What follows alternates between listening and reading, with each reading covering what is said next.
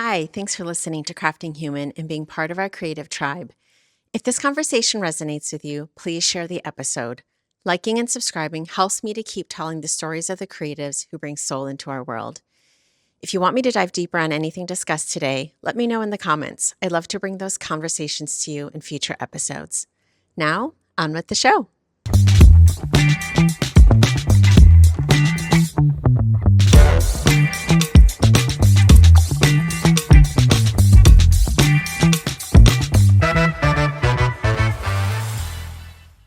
Good day, everyone. Welcome to another episode of Crafting Human.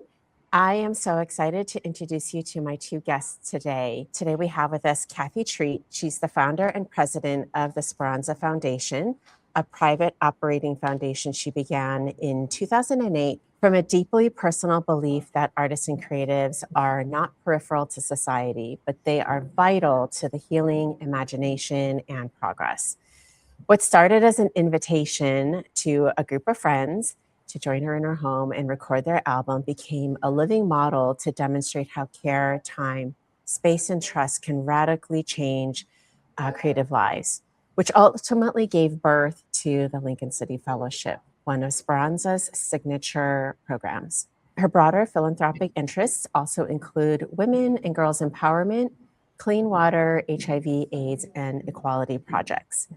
Joining her today is Joey Borgogna, Executive Director of Speranza, and he is a creative producer, coach, and cultural strategist who has worked at the intersection of art, philosophy, and social impact across the globe.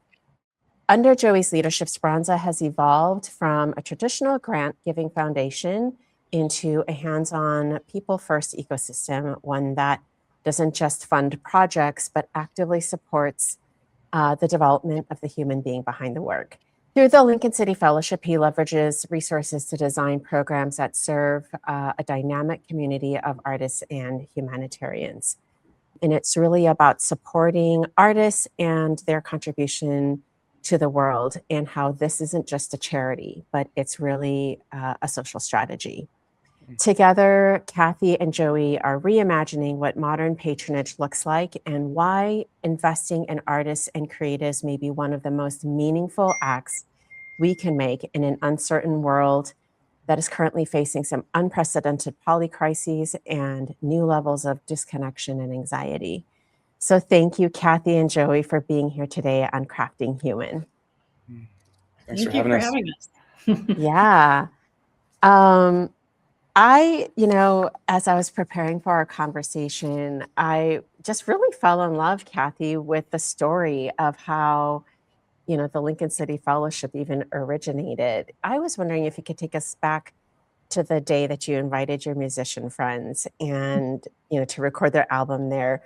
How did that experience change you in your perspectives, or was there already sort of this kind of a driving passion that existed in you to support artists and the pursuit of the creative expression? Yeah, I think, I've always had that drive. I studied theater in college, and all of my friends were all artists and everything. And we would sit around in our apartments and try to figure out like how to get projects done, or somebody had a really great idea and funding was non-existent. And so it started in those conversations.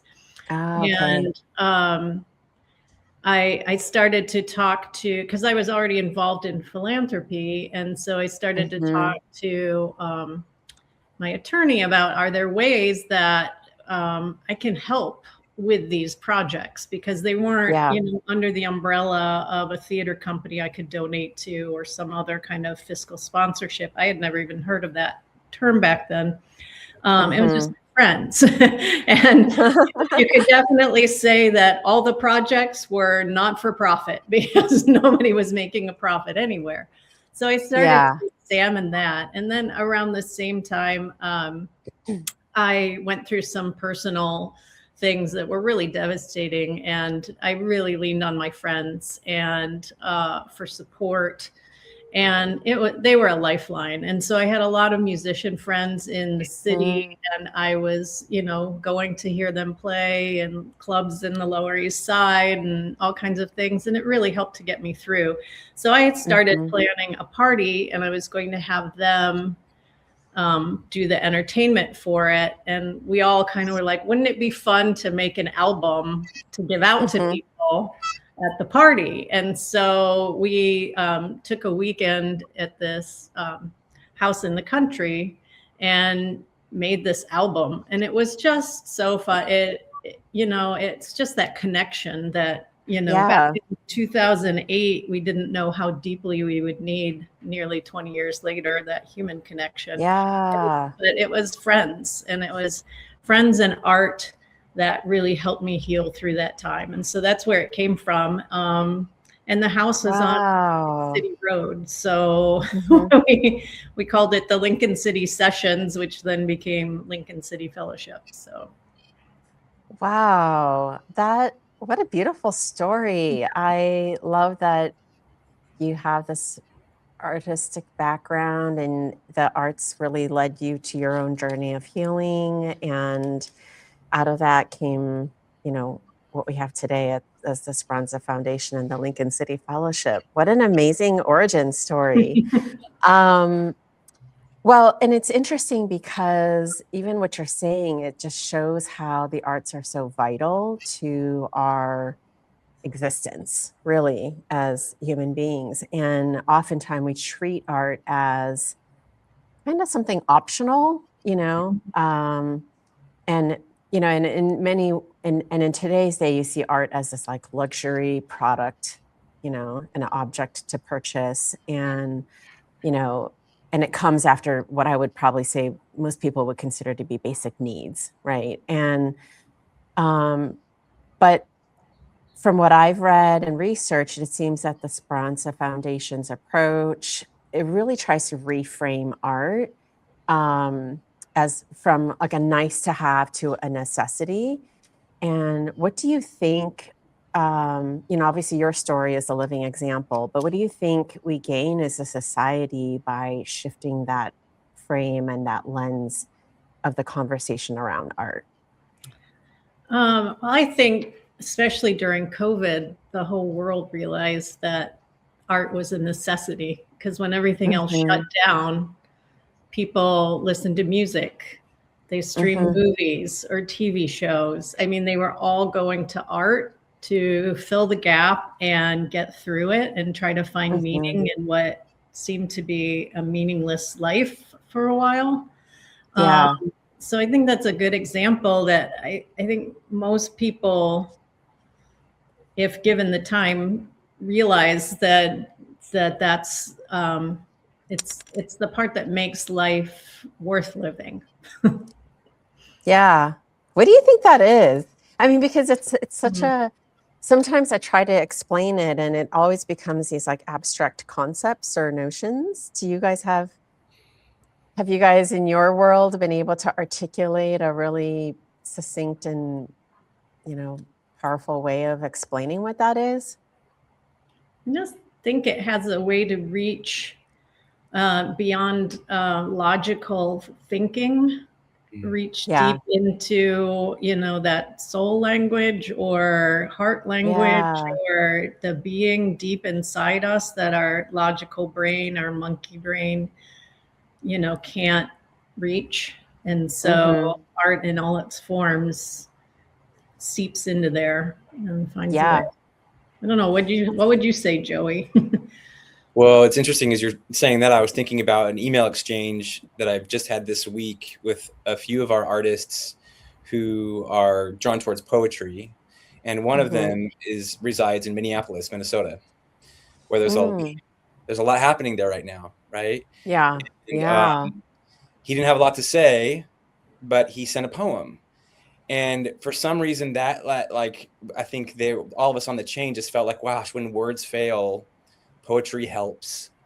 And I think that is like such the core of any art form. When we don't have ways to explain it, but somehow, like Kathy, I think what Kathy's saying, like to reach that soul level for things that can't be explained, can be felt. Mm-hmm. And that's when art comes in and fills that gap of being seen. And we talk a lot about just sitting with grief and abiding amongst whatever's going on, sitting in it. And art can be a healing part of walking through all stages of life.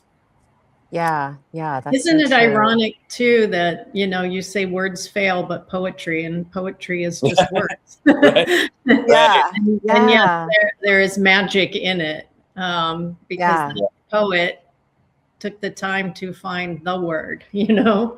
That's exactly, and the construction and like the descriptive. Sometimes it's just the simple adjective put in front of another word that somehow everyone says, yes, that's it, right? Yeah, that's the magic. Yeah. You know, and it's interesting that you were talking about how music was a big part of that for your journey, because I just find music is, you know, it just doesn't ask for permission to move somebody to tears or just suddenly elevate the room from like good to amazing and everyone's dancing, right? There's just this, it doesn't ask for that. It just seeps in without any, it finds the way past all the walls and the barriers, which is, you know, whatever kind of art it may be. It definitely, I agree, it definitely does that. You know, and it's funny though, because there's sort of this idea of like how up till, you know, I mean, even today, we sort of romanticize the struggle of artists instead of what I found is this building of real systems of care, which I think Speranza Foundation is doing a really amazing job doing. So I was just wondering if you guys could maybe talk about that and where that philosophy or ethos came from for the both of you as a philanthropic organization. I mean, I could say it's funny because I think I lived it. I felt at some point I had to live through the rite of passage of, you know, living off of nothing just for the cause, for like, you know, a martyr for the art. And maybe it felt like I was doing something purposeful, but to be honest, I think that was more about my own ego and less about the art that I wanted to share and actually reach other people. It was more about like my own sense of thinking that I was creative and important and that, you know, I had to get through it. And I think it's an old paradigm that is outdated. And I think that's one of the things that I was really inspired in meeting a partner in Kathy, being able to do this work is like, wow, what if we shifted the perspective around like revering artists to be the leaders that they are, the forward thinkers, the innovators, the entrepreneurs, and see them in a way of like, gosh, there's so much value in that. And how often in the spaces that they're entering into, whether it's coming to a foundation for a grant or applying for a residency, you know, all the hoops that they have to jump through to prove themselves, to try to make it them sound worthy. And for us, it's like, wow, we see the value already. How can we make this an opportunity in a way where it's artist friendly, where there's not, you don't have to beg or prove yourself to be for the value of what you're doing. And so that was something that we've ultimately really valued and put into practice. So we want to create spaces for artists to not only feel comfortable, but to be celebrated and to feel awesome and to have a sense of pride in what they do. And we want to treat them like the worth that they are. Yeah. Well, did you have anything you'd like to add to that, Kathy? Yeah, you know, the stereotype of the suffering artist exists because there are a lot, but from my experience, most artists are craftsmen working very hard at their vocation. And it usually is juxtaposed with the other part of it, which is selling themselves. And that's where it's always so hard. And so like Joey was saying, you know, all of us in life, artist or not, every room we walk into, having to prove yourself, sell yourself, new people you meet, what do you do? Where do you live? Where do you, that kind of thing. And for the artist, everywhere they go and everything they do, they're constantly hustling and proving, and it takes away from the craft of what they do. So Joey and I really believe wholeheartedly that if we can remove some of that, you can't totally, you still have to have applications and things like that. But to the best of our ability to remove the requirement of constantly proving that you're worth having a seat at the table, it's honorable. Wow, that's such a paradigm shift for how typical organizations would support an artist, usually because it's so deliverable and outcome oriented. And at what point was it when the two of you came together that you realized that there was sort of this maybe a new trajectory that was emerging, maybe from your own lives, that you wanted to support the work of the development and cultivate the individual, and help them nurture who they are, and in making it into the full realization of who they are versus the work they do, right? So it's like the being versus the doing. Was that, and I was just curious, like, how that conversation happened with the two of you, when Joey kind of changed sort of shifted the grant giving foundation to more of like an operational one. Yeah, I would say the seed of being was always there from the beginning. We always looked at the artist, though in the early days, we were giving towards their project, and helping them see a project through. But there always was that seed of who they were as people. And then when Joey joined, he has, spent his career working with artists as people, helping them, with the plans of what they're doing. And he is so good at it. And as we started to work together, we started to do more of that. So Joey was the big shift towards that. And I would say COVID also, when COVID took away the market for most artists, that's when the biggest shift came. I mean, we just kind of went online. Artists had no market, the musicians had no venues to play, artists had no galleries to show theater people. It was non-existent. And that's when I think Joey really, his gifts really rose to the top, and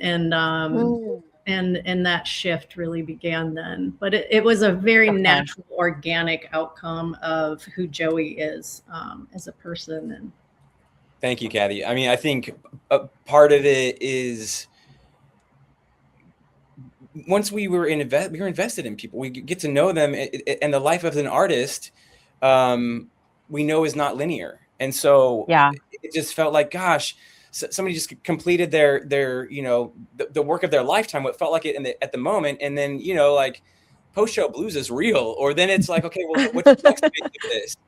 And we started to recognize, gosh, okay, well, if we're looking at the full arc of a story arc of an artist's life, like, this is one milestone of it, and how great that we were able to like jump in and be a part of something that was exciting. And so when the album's out, when the tour's over, when the movie's done, like, what happens in that in between, it felt like, gosh, that's really a space that the artists still need a lot of support. And what if we were able to meet them in those areas? So I think that kind of informed the evolution of the program too, because it felt like, gosh, well, some of them were just getting started, or it felt like, God, you got over one hump, but there's going to be the next project that's going to be in development. And it was so really shifting to how could we invest in the long-term life of this person, because there's going to be something coming next that they're going to need support for. It's so interesting because you've somehow, like, you know, in a way, you've operationalized care, is kind of like another way that I would probably say it.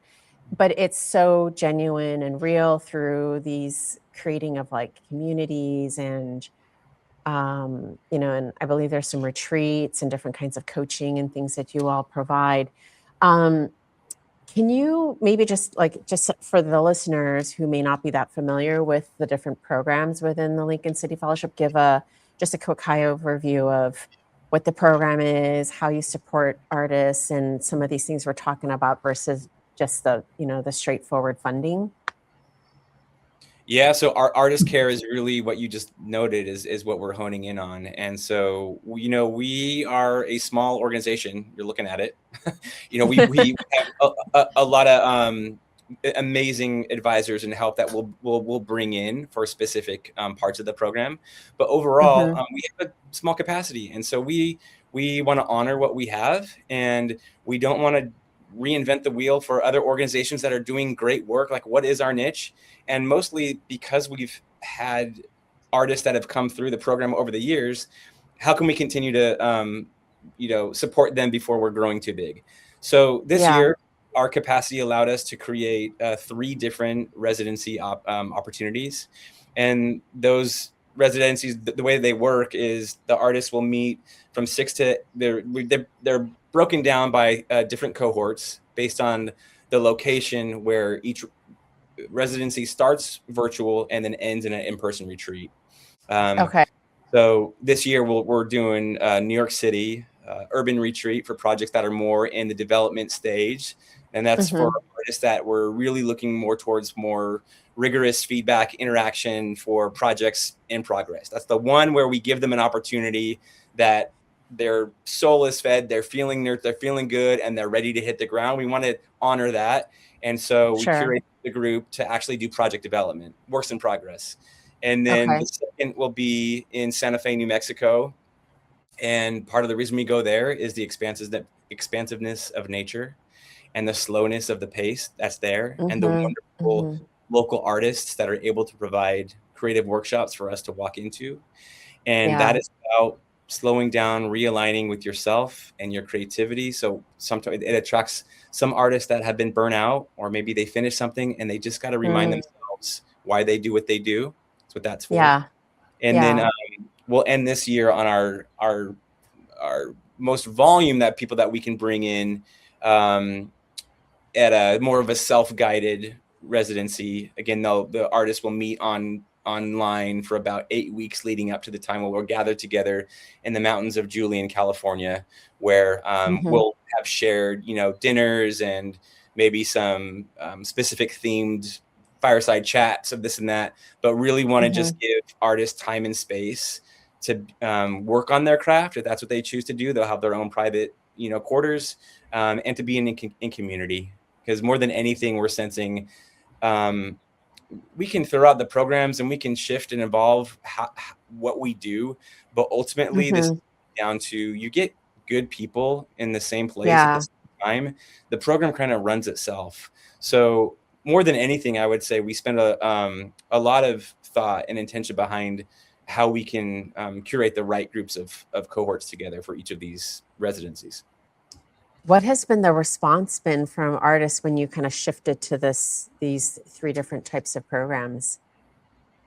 Oh, it's been wonderful. We had a reunion this last fall, and just to talk to people about it. What's wonderful is, like Joey had said, you know, the path is not linear for an artist. Mhm. So to meet them at different places, and then sometimes artists, they don't need any of it in the year, but they're still a part of it. They come back the next year, or they Yeah. join us in some other way. And I think it's just been wonderful. And the best is that it's the artists themselves coming together. It's not them, you know, meeting with me, or, you know, it's the Mhm. support they give each other, and the clarity and the perspectives and the support. And um, yeah, I think that it has been really appreciated and different than other things that come along. And Yeah. I even said this at our reunion. I mean, the fact that we have a reunion speaks for itself. There was a need for people just wanted to be together after having these experiences Yeah. on these retreats. And Yeah. look, when we started this, we actually did not, our intention was not to create a community. That was not what we set Yeah. out to do. We always thought that would be a wonderful byproduct of our programming, of giving direct support to individual artists and their personal, you know, paths. If community happened, great. But you see, by that as a default, investing into the person automatically, it's almost that spirit of generosity got just totally exploded into a That's space so where amazing. there's a need to bring everybody back together. So that really is the heart and soul of the work that we're continue to create, that move forward in that momentum with supporting the community now that's there. Yeah. Wow. I mean, it kind of makes you wonder what could be possible, and to imagine kind of what the world would be like, you know, if this is kind of like the way in which art could, the effects of art and artist communities coming together, and how it could impact cultural change, right? I mean, what you're saying is the kind of thing that I think so many people just crave, that natural connection and the care and the, you know, the enthusiasm around even wanting to meet each other. How many times are people just like, you know, they're trying to figure out how to create community, but somehow you've planted certain seeds in a foundation that organically the byproduct became this community of people who love to, you know, like you said, want to have a reunion because they want to be with each other, right? So, I mean, the impact on that on on the culture at large, I'm sure, would be astounding, actually. um, well, I wanted to kind of talk a little bit about, you know, some of the different artists that you may have like supported along the way that really stood out. I'd love for you to share some stories around that. And is there, you know, any artist that stands out to you, Kathy, and to you, Joey, you know, that you feel like, wow, It's this kind of really like makes it picking worth your it. favorite child. I don't know. Everyone's so different. I mean, as you can imagine, a community of artists, there are every personality and type of art, you know, it's all, so it's more like, I don't know, Joey, I'm trying to think like. Yeah, I mean, it sounds kind of, it can sound kind of, you know, soft and how cute. All these artists like each other and they want to get together for a party, right? And to be honest, like, yes, that happened, but this is a motley crew of people from various different backgrounds, you name it, across the board. And to me, Yeah.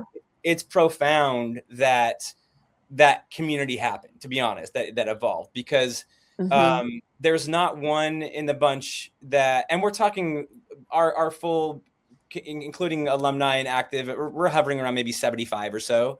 Yeah. And all US based.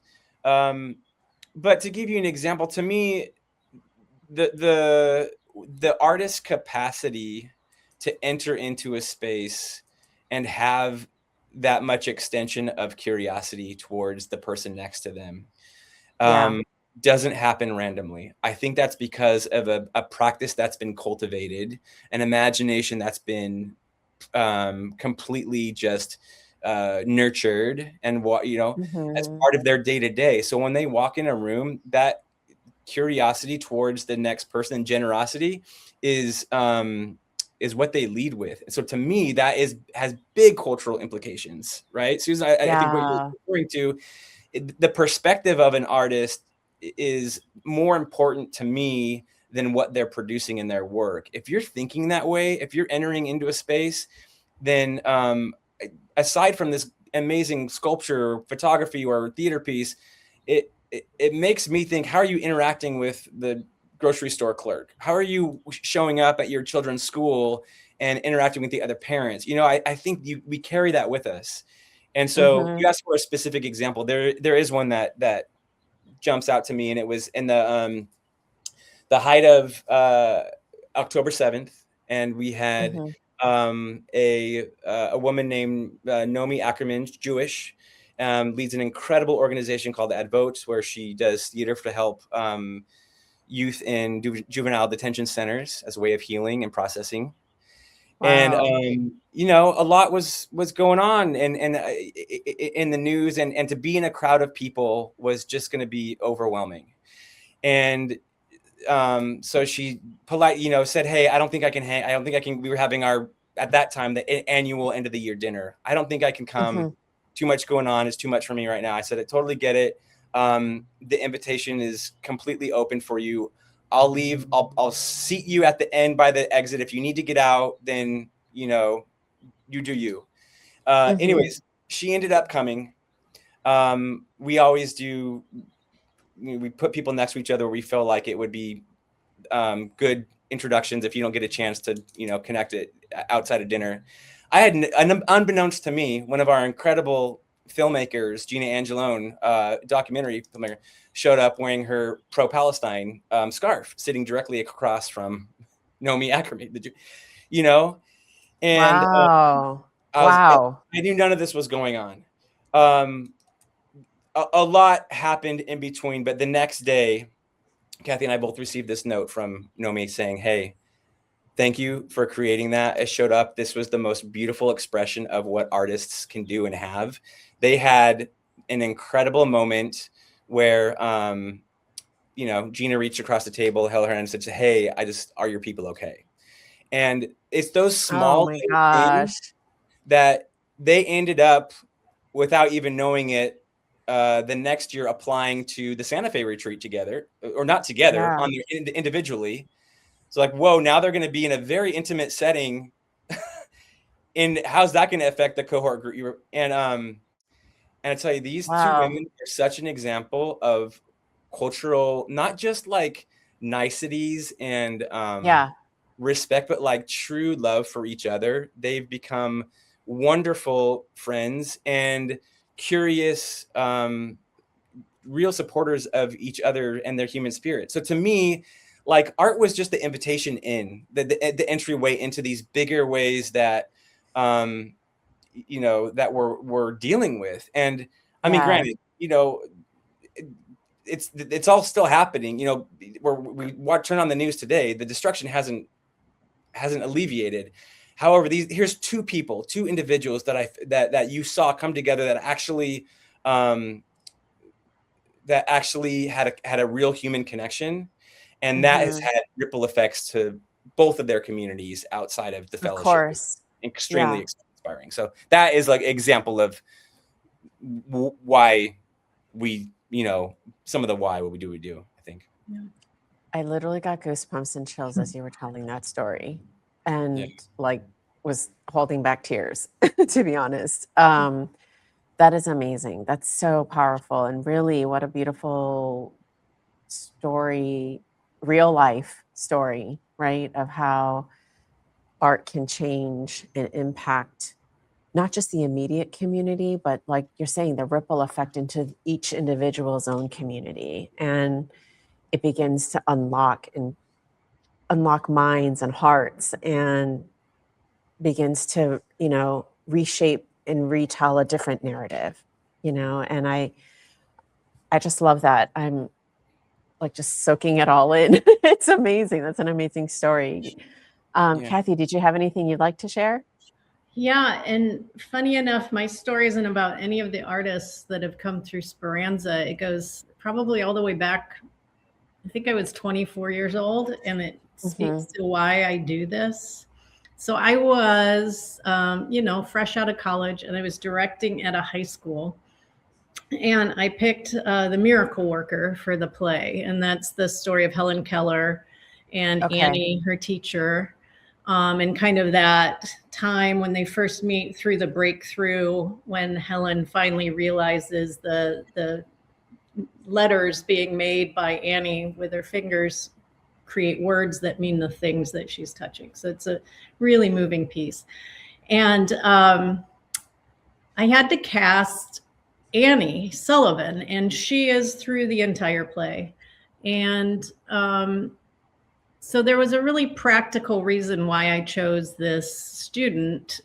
She was really smart and I knew she could learn the lines. Very practical reason for casting her. Also, she was really shy and she had always kind of been, you know, third maid to the left or, you know, background and everything. Her younger brother was really dynamic and always got the lead in plays. Sure. But she was always kind of off to the side. And when I cast her, I mean, there was shock throughout the school, you know, she'd never had a lead. And her brother came to me in tears, thanking me for that. And Wow. I'm just like, you know, I really liked her. I knew she could do it. And also I needed somebody that could actually learn the lines. We had a wonderful time rehearsing that. She was fabulous. And in the end, she was the perfect Annie Sullivan for that show. And her parents came to me afterwards and thanked me for giving her that opportunity. And she wrote me a few years later, you know, she didn't go into theater. She went off to college, but she wrote that that had changed her life, being given just somebody seeing her and giving her the opportunity to express herself and do that. And I have never forgotten it. And just the idea that if given the chance, you know, people can shine. And I think it's probably why I do this. And it's often, you know, I think I've overlooked people or, you know, artists are usually dismissed out of hand by so many communities. Or like you said, way back at the beginning, you know, art is just on the side. It's frivolous. It's not vital to our life. But to give people that give their lives to that craft a chance, you know, and tell them they're worth it. Tell them it's their chance. I don't know. And just the work of that is so exciting to me. So I think that probably speaks to why I do this in the first place.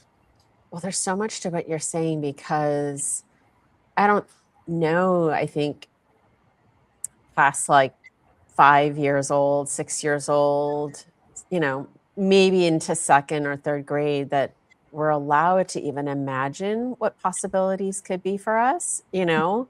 After that, it's like, okay, I got to get into, you know, you have certain parents who are like, okay, my kid at, you know, age 5 is now on the track to get into this prep school, to get into this college, right? And there's already like the life has already been scripted for them, right? And then you have others who, you know, live in circumstances that don't even allow them to be able to dream.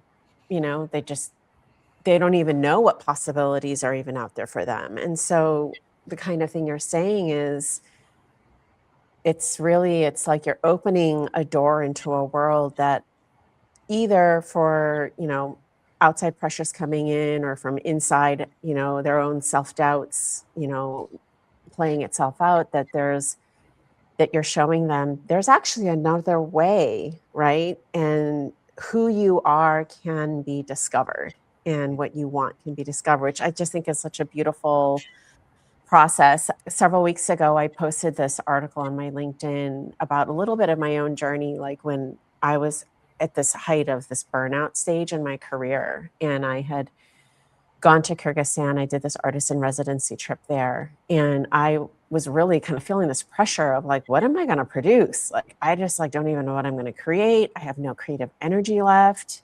I've given everything to these projects that I was working on in design. And nobody there told me I had to do anything. They just told me like, come, sit, eat, you know, and I was hanging out with the Kyrgyz nomads and they just invited me into their yurt and it was just in that community and in just being able to be me and ask questions to them. And you figure out through language barrier how to communicate with each other. And they just showed me and invited me into their life to just experience a different way. And I started to feel like myself, you know, come alive in a different way. And so I can only imagine a program that's intentionally curated to help that process unfold for an individual for an artist who's on that journey. It must be really powerful. So, wow, that's amazing.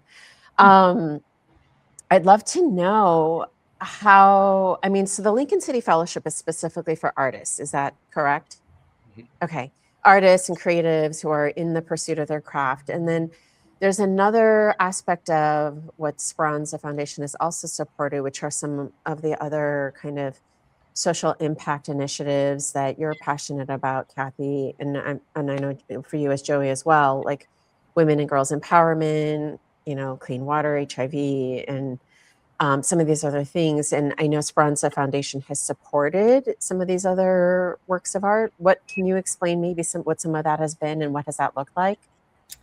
Yeah, and once Speranza became an operating foundation, I had to split those, just boring Okay. IRS rules. So as an operating foundation, we can only do programs. So really, I would say the Lincoln City Fellowship is Speranza Foundation now, and it's those programs. Okay, I see. But I see. yeah, but it did start with the other initiatives, which I just do on the side now. Okay, got it, on your own. Okay. But Yeah. I think there's something still there to that, like when you were originally, Mhm. um, when you originated the idea of the Speranza Foundation. And what I wanted to kind of talk about is really about like how you've seen in those kinds of situations of where we're experiencing this like cultural crisis and sort of political and geographic, you know, tragedies and, social inequities and injustices. How have you seen the creativity and the arts in those spaces bring about like the story and humanizing the events versus Mm. becoming just like a statistic? That's a really good question. I don't know as if I mean, the work that I do in that is not really art focused. Okay. But I do believe that just being a creative myself, it's still that people first and the store, Mhm. and everything that I do on that side is about supporting people, not making them, Mhm. again, same thing, not making them continually prove themselves or um, hustle, hustle, hustle to get a seat at the table, but just trying to find those projects that might not be on the radar, Mhm. finding the people doing the really good work and helping them to continue doing it, which is what we try to do Yeah. with artists, help artists continue making art, help caregivers and frontline workers continue doing what they're doing. I can't replace them, but I can Yeah. do everything I can to help them be able to continue to do it. So Yeah. I would say it flows from that kind of worldview that I have. Yeah. Um, but I don't support that stuff through an artistic lens. But Joey has worked a lot more in that type of thing. Well, it's funny you say that because when I came into Speranza, the entry in to that was we got to tell the story of after the fall was Yeah. Kathy had visited Romania on Mm. with World Vision. She was supporting a project of kids who had been affected by HIV and had Mhm. AIDS under the Ceausescu's dictatorship in the late 80s, early 90s, and went to go visit the orphanages where they had overrun too many children. And a lot of that reason was because the state-run orphanages and hospitals, they didn't have enough people to care for them. But what had Oh, happened okay. was the kids, when they were being born, they were being injected with non-screened blood because they thought it would help boost their immune system, Kathy, right?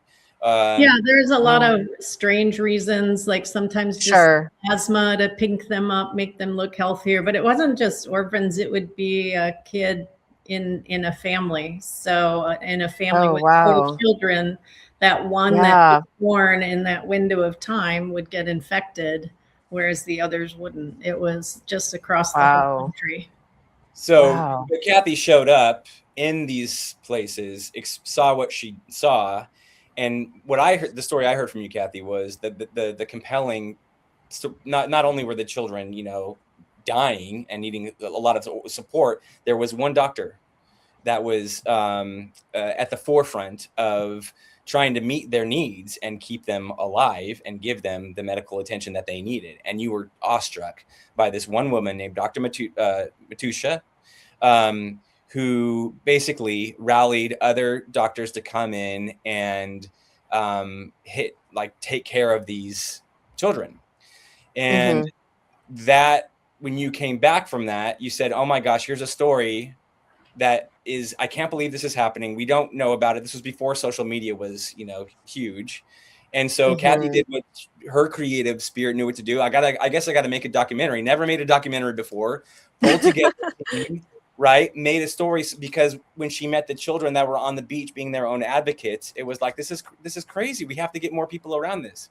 So I was really somebody who, first of all, recognized that there was a story that was doing the best that it could to meet the basic needs, and if that story was only amplified a little bit, that maybe they could garner a lot more support. And so that's what we know media and art can do, is spread the word a lot faster.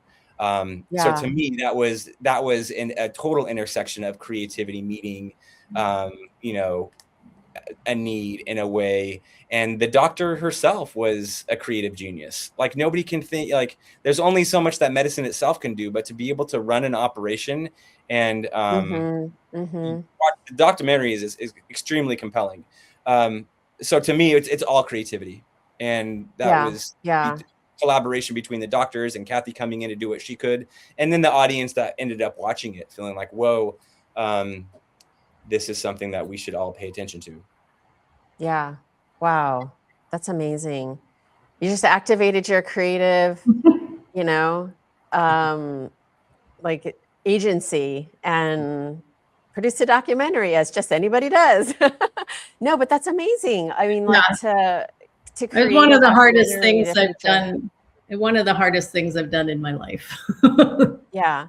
But I love that you even thought to tell the story in that way, right? Like, it wasn't this, it wasn't just like some factual stats that you were putting out, but it's the humanizing what's going on. And, and Joey, you actually, in preparation for our conversation, I came across an article that you wrote about how funding for the arts is really like funding for social impact. And I just loved that perspective that you shared about how art is so essential in times of crisis. And, it's like a lifeline, even that was exactly the word that Kathy even used, like a lifeline, and during times of trauma and injustice. And, we'd love to hear why you think, and I think you kind of already touched on it a bit, but what do you think uniquely equips artists to be able to kind of help culture and society process through some of these times of uncertainty, and keeps our imagination alive and responds in a way that, sometimes it's not just about giving hope, but it's to say, hey, there's this injustice that's happening and we need to activate, or whatever it might be, even like that story you share. But what do you think it is in that perception and that mindset that allows that kind of change to occur and this ripple effect to occur? Beauty, to the audacity to create in the midst of destruction, in the midst of wondering and questions, and still choose to find the beauty, and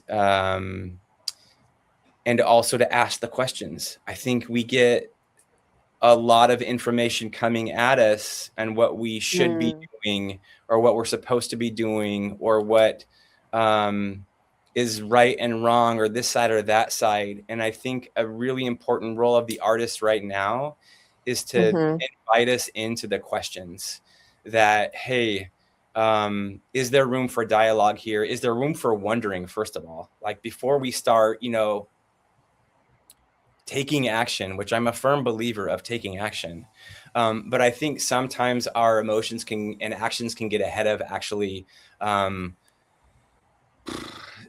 sitting in the questions. And I think sitting in the questions and feeling the tension is a really important part of any process. And so to me, the artists that are willing to sit with a painting, sit with a project and rework and edit and you rewrite it, to me, is an act of courage, and something for us all that we can all really learn from in any capacity. So yeah, curiosity, imagination, like taking it really seriously as a vocation. Like these are things that artists are showing up every day. They're choosing to empathize with the other side so that they can have clear understanding of where people might be coming from, rather than totally just dismissing somebody or an idea because it's different from their personal opinion. So to me, that's vital. Yeah. Yeah. Do you have anything you'd like to add to that, Kathy? Yeah, it's kind of that refusal to take the easy way out. Artists really finding the humanity in everyone, and really digging deep in uncomfortable questions, sitting with them, struggling with it. Yeah, it's really so important, because it's so easy to just in this world and social media snap judgments and absolutes. We live in so many absolutes right now, and artists just don't live in absolutes. And it doesn't come easy. Like back to earlier what we were saying about the struggling, starving artist. Don't get me wrong. Like, yes, the paradigm has shifted away from, to be a valued artist, you have to go through a starving rite of passage. Like, that's old. However, I think coming out of struggle, there is incredible art that can be created from a human that is willing to go through it and not dismiss it. So to me, that's part of what we're talking about right now, is a really important piece of this. Is we're not saying no or pretending things don't exist. We're actually saying, gosh, this is a lot. And how can we continue to ask these questions and process through creating something new and not wallowing in the destruction of it, but also look future forward, finding the hope if it's there. Sometimes it doesn't feel like it is, and that's okay too. But I think that the act of creating anything new is hopeful. Like that bravery you're talking about. I mean, words like bravery, vulnerability, and the courage, and sitting in discomfort. Like, these are all things that I feel like, I mean, it's just human nature. We don't want to engage in that. We would rather, we would rather sit in the happy, pleasant places, and it's, but the growth that you're talking about, Joey and Kathy, like, it's so, like, that's where it happens. It's in that struggle, and it's in the wrestling with an idea or a topic, or even in the conversations with people who, think differently, come from a different perspective. And, just like the example you were giving, Joey, earlier, it's like, it's in that space that, like, kind of a new perspective and a new path forward can potentially even be forged, right? And I love that so much, what you're talking about as far as like these lessons, and they're so applicable to I can't remember which of you said it, but to leadership today, the mindset of leadership today, and in whatever aspect of life, whether it's in the corporate world or in art or in family even, right? Like, in how we are nurturing just new perspectives and a way of sitting in this collective discomfort is, you're totally right. I think it's such a nice paradigm shift to think of artists as leaders, in that way. I love that. Isn't it so refreshing to know that, like, like you said, nobody wants to sit in the discomfort. Like we don't want to, but gosh, I'm so grateful that some people do, so that I can have catharsis through their experience. Right. And it's like why we're drawn to music that song was created because somebody chose to sit in it and be uncomfortable. And now in my uncomfortability and my questions, sometimes I actually can enter into that space and feel seen and known and feel like, oh, so. Do you think that, I mean, from where you're both sitting at as patrons of, let's say, the arts and the artists, do you feel that, do you feel like there's this kind of like a call towards others like you to reimagine what it looks like to, support artists in their pursuit of being who they are and in their craft? I'd love it. I'll put out the call. I mean, I would love that. I would love for organizations to see artists more as humans, or not dictate what needs to be done, or only support them if their art fits into the criteria that they want to support. I'm always hoping people will get out of the way and let artists be who they are and say what they need to say. Yeah. I'll put out the call anywhere, anytime. I love that. Well, it's interesting because when I think about some of the other things that you're also passionate about, like clean water and these other kinds of, education and women's empowerment and things, you often think of like clean water kind of it saves lives literally because it's clean water, right? And then education, at least from my perspective, is a path forward for new opportunities. I'd love to hear your perspectives from both of you on what do you think art safeguards for humanity in a way that nothing else can? Another really good question. So many things. I think art safeguards, searching for my words here, not institutions, but just our way of being in the broader sense of the world, in democracy and in anti-fascism, anti-oppression. I think it supports.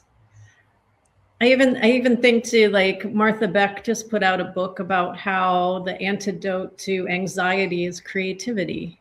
Art supports the wholeness of once you've got water and food and health, then art can come in with education and economic opportunities to make life worth living, to fulfill that other thing. But I think it has such a greater scope to society. That's a good word I'm looking for. Society in general. That's where art can really come in and transform things. Yeah, I love that. Supporting awkwardly the being. Said.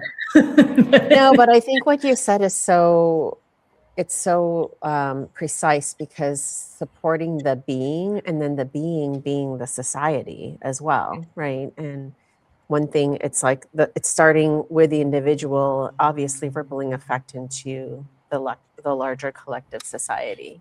Is there anything you'd like to add to that, Joey? Well, I was thinking what you're saying, Sharon, the overall society right now, which is becoming more and more mechanical, right? And that we're expected to produce more, produce faster, because we can, and the technology is there. And so I just kind of think about, God, what is that? What are the implications of that on a human being? What is not a machine, but we're being asked to operate in a world that is so fast-paced and turnkey. And so in a way, Kathy, what I'm hearing from you, the art is really safeguarding our like real humanness and real emotions, and our human limitations and capacities to live out as the designed creatures that we were created to be. And, you know, different from a machine. Like I'm a big supporter of, I think technology is incredible, and I'm watching robots being developed and like, wow, like the fact that somebody had an imagination to create that boggles my mind. And also it's like, whoa, like how do we do that? How do we weave that into culture where we have a full sense of the value of a human being's capacity to do what we do, and without being feeling like we need to operate at a machine's pace all the time. So I think that's a big part of it. I think too, like a history course, any college history course worth anything is not just looking at politics and war and what happened there, but what was the literature of the time? What was the art, you know, the Renaissance art? How did that reflect what was happening in people's lives, and the politics and the beliefs and the religions? You know, it's all interweaved, but art is part of that. It's part of the human condition, and it speaks to both what's happening, but also I think it sets with that whole, it kind of sets a course for the future and where it can go. And art, music, dance, theater, all of that, you know, in the context of history makes the complete picture. Yeah. Oh, that's so good. Being just not just a mirror, but a future vision as well, right? So it's both, it's an and situation. I love that. Well, we're reaching the top of the hour. So I'd like to wrap up our podcast with some rapid fire questions. I would love to know from both of you, art's quiet superpower is? Empathy. I was going to say the same thing. I was waiting for you. Yeah. Okay, so but empathy for both of you. Art should never be asked to prove itself. Ooh, that's so good.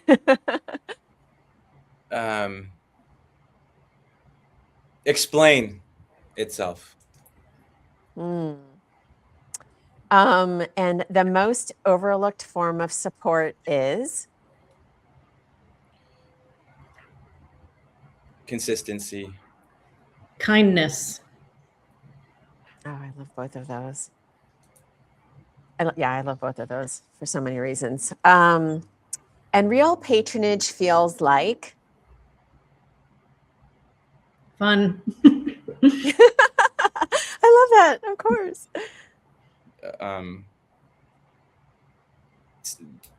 Normal, like I'm not used to rapid fire. I'm a prepare. That's why I'm not horrible at improv. You wanted one word. Say the question again. Real patronage feels like? People. That's good. There's no wrong answer, Joey. I know that. And crafting human means?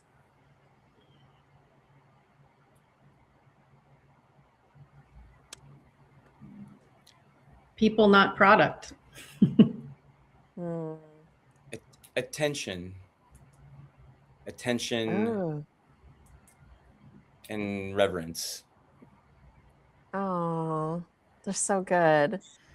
Well, I just wanted to say thank you as we're wrapping up to both of you for bringing these opportunities forward to the world, you know, that are, you know, we're all connected, you know, and each of us, we're all interconnected, right? And so any kind of thing that is happening, any impact that you're making in the lives of individual artists, and small group or not, you know, Joey, you were saying you're a small group, but it's still impactful. We just don't know the impact that it's going to have, the ripple effect down the road. And it's just so valuable what you're both doing. And I Wanted to ask actually really quick, and I did forget to ask earlier, how can artists or even other supporters of what Speranza Foundation is doing, how can they reach out? What can they do to support and, um,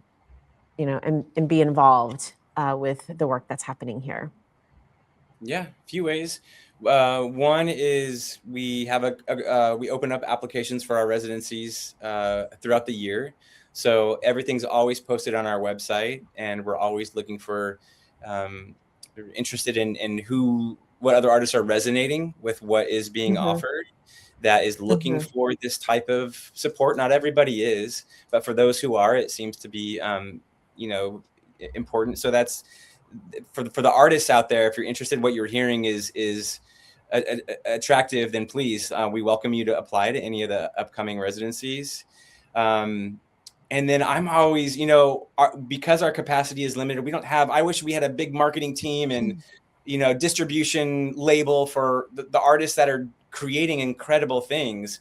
So the best way to support Speranza is to support the artists. We're here to raise the platform for them. So listen to their music, go to their art galleries, show up at the theater shows. Tell them even if you don't like their work, tell them how courageous they are for doing it. To me, the encouragement goes a long way. And Definitely. you can see on our website, we have a whole list of who's been in the community throughout the years, that each one's linked to their personal websites. So that always goes so far to reach out directly. Yeah. If you're compelled, if anybody has space or funds they would want to give to more directly to artists, grants, I mean, we can accept all of that, but everything gets funneled directly to the artist. So because we're small, we are nimble to figure out how to work with individuals that might want to support the work as a whole. We're open to that. 100% of any funds would go direct to artists. We're always looking for interesting ways that we could also add to an artist's lives in terms of the business and the distribution. Our niche is in the artist care. Once they're cared for, they're making incredible work into the world. So if there's places where their work could be seen and shown and heard, we'd love to invite them to play, to show up, and to create. Sounds great. Anything you'd like to add, Kathy? No, that sounds great. Okay. Yeah. Well, thank you both so much. This is such a valuable conversation for where we're at today, and just in general. I mean, I started out as an artist in art school when I was in high school, and who do I want to be when I grow up? And I told my parents I want to be an artist, and then, now a designer. But the arts and all of this stuff is just this huge part of a community that I love and support as well. So it's really wonderful to have met you both and to have this conversation and be able to bring this to the world as a resource, hopefully, for artists, and hopefully it's a conversation that can help, maybe broaden perspectives for the listeners. So thank you so much. I really appreciate your time. Thank you. You are an artist, Sharon. You are an artist. Not something you once were or now supporting, or you're now, as a different title. That's a part of you. I think that you're showing up in the world, creating something new, like a podcast out of nothing, responding to what is already in you. To me, that is the artist and you're offering new perspectives. So thank you for your artistry. Thank you. Jumping in. Thank you. I appreciate that. I received that. Thank you. Thanks for listening. If this episode spoke to you, I'd love for you to join our creative tribe. Follow, like, and subscribe to help this community grow. Your support helps me to tell the stories of the creatives who bring soul to our world and create meaningful experiences. Thank you for being here and keeping the circle of creativity alive and connected. I'm so grateful to each and every one of you.